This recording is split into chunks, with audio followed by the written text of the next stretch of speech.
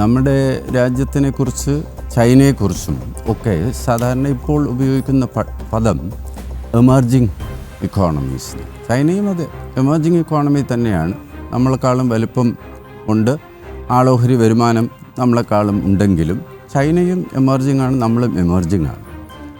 അപ്പോൾ എമർജിങ് എന്ന് പറയുമ്പോൾ അതിൻ്റെ അർത്ഥം നേരത്തെ ഉള്ള വളർച്ചയിൽ നിന്നും ഒക്കെ മാറി പുതിയ ഒരു ഊർജ്ജത്തോടു കൂടി പൊങ്ങി വരുന്ന രാജ്യങ്ങൾ.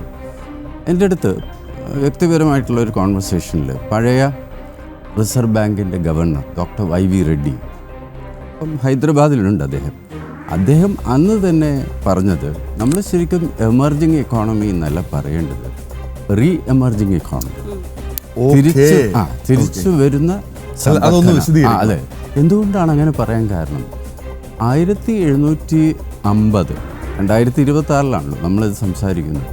1750 അല്ലെങ്കിൽ 1800 ക്രിസ്തുവർഷം 1800 വരെ ലോകത്തിലെ GDPയുടെ ഏകദേശം 20-25% കോൺട്രിബ്യൂട്ട് ചെയ്തിരുന്നത് ഭാരതവും ചൈനയും ആയിരുന്നു.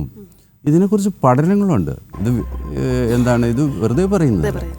ബ്രിട്ടീഷ് ഒരു ഇക്കോണമിക്സ് ഹിസ്റ്റോറിയൻ എന്ന് പറയാം, ആംഗസ് മാഡിസൺ, അദ്ദേഹം ഇതിനെക്കുറിച്ച് നമ്മളെ കാണുന്ന ആൾക്കാർക്ക് വേണമെങ്കിൽ സെർച്ച് ചെയ്ത് നോക്കാം. ആംഗസ് മാഡിസൺ ഇതിനെക്കുറിച്ച് പഠിച്ച് ഒരു പുസ്തകത്തിൽ എഴുതിയിട്ടുണ്ട്.